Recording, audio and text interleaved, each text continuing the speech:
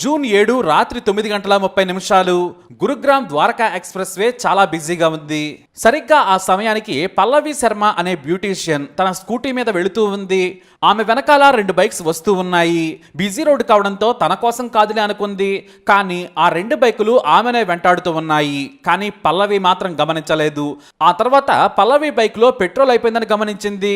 వెంటనే సెక్టార్ 102 దగ్గర ఉన్న పెట్రోల్ బంక్ దగ్గరకు వస్తోంది. బంక్ వైపు స్కూటీని టర్న్ చేయగానే ఆ 2 బైకులు చాలా దగ్గరకు వచ్చాయి. ఆమె ముందుకు వచ్చిన ఓ బైక్ పై 2 హెల్మెట్లు పెట్టుకుని ఉన్నారు. వెనుక కూర్చున్న వ్యక్తి తుపాకీ తీసి వేగంగా ఆమె వైపు గురిపెట్టి కాల్చాడు. ఒక బుల్లెట్ కుడి చేయి మణికట్టులోకి దిగి పొట్టలోకి వెళ్ళిపోయింది.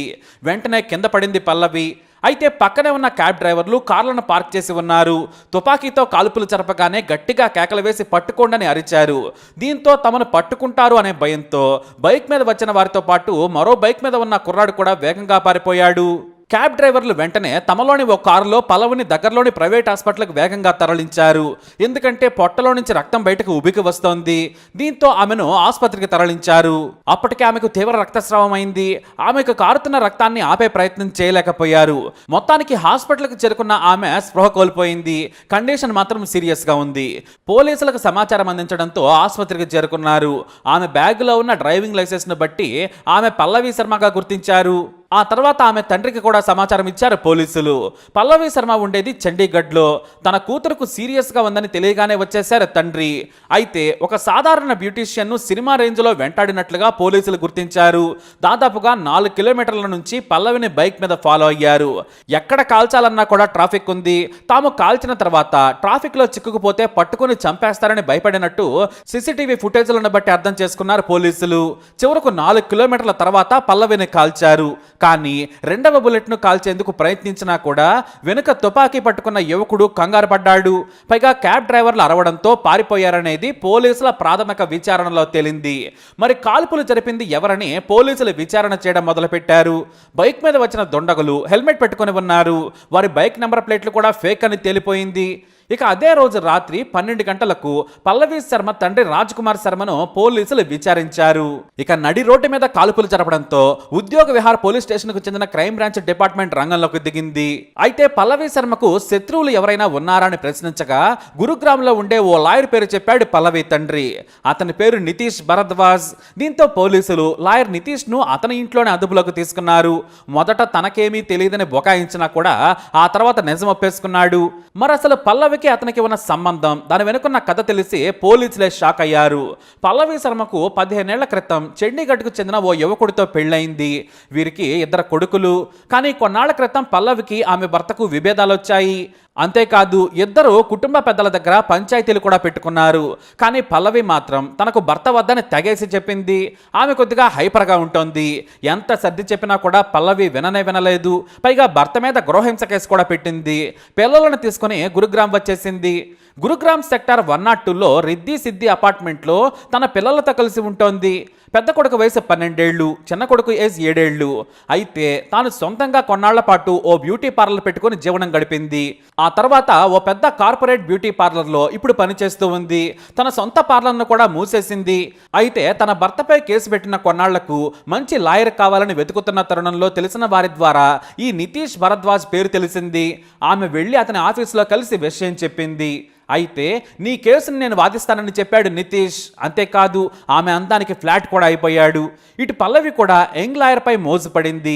ఇద్దరి పరిచయం కాస్త అక్రమ బంధానికి దారితీసింది. అలా కొన్నాళ్ల పాటు ఇద్దరి మధ్య రిలేషన్ ఘాటుగా నడిచింది. ఆమె దగ్గరే ఫీజు తీసుకోవాల్సిన నితీష్ ప్రియురాలయ్యాక ఏకంగా తానే ఇచ్చాడు. ఇక బాయ్ ఫ్రెండ్ ఎకనామికల్ గా సాయం చేస్తూ ఉండడంతో ఆమెకు ఆర్థిక ఇబ్బందులు కూడా రాలేదు. కానీ కొన్నాళ్లకు డబ్బులు ఎక్కువ అడగడం మొదలుపెట్టింది పల్లవి శర్మ. తనకు డబ్బులు కావాలని ప్రియుడిని వేధించడం మొదలుపెట్టింది.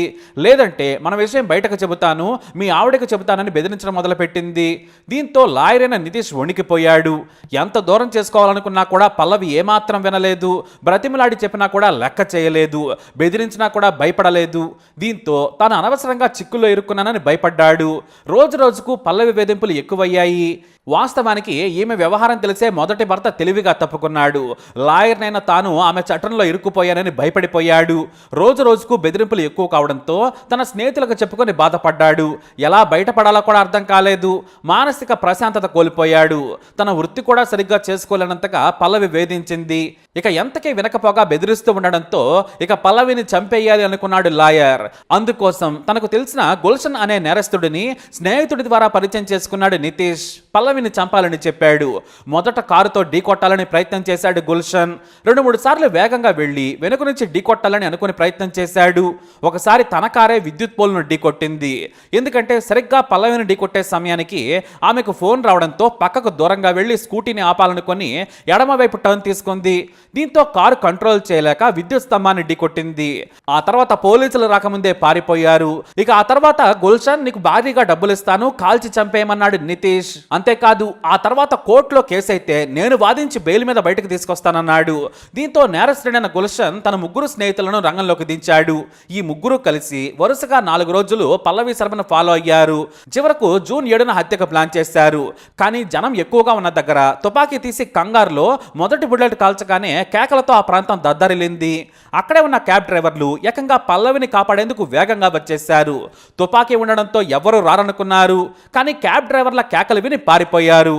చివరకు లాయర్ నితీష్ తానే హత్య చేయాలనుకున్నానని చెప్పేశాడు. ఇక అతని ద్వారా మిగతా నిందితులను కూడా పోలీసులు అరెస్ట్ చేశారు. కేవలం 20 గంటల్లోనే నిందితులను అరెస్ట్ చేసి కోర్టులో ప్రవేశపెట్టారు. అయితే తాను జైలుకి వెళ్ళినా కూడా పల్లవి పీడ విరగడైందని సంతోషంగా ఉన్నాడట లాయర్ నితీష్. ఎందుకంటే మరోసారి తనకు ఫోన్ చేసినా వేధించినా కూడా ఈసారి బుల్లెట్లు తలలోకి దించుతానని హెచ్చరికలు పంపాడట. హాయిగా తన జీవితం తాను గడిపే లాయర్ పల్లవి అందం చూసి శృంగారం కోసం తప్పించి ఇరుక్కుపోయాడు. కొన్నాళ్ల పాటు అక్రమందం సాగిన పల్లవి బ్రెయిన్ లాయర్ కంటే షార్ప్ అని తెలుసుకోలేకపోయాడు. చివరకు తానే నేరస్తుల కోసం వాదించాల్సింది పోయి జైలుకు వెళ్లి తానే లాయర్ను పెట్టుకోవాల్సిన పరిస్థితి నితీష్కు ఎదురైంది.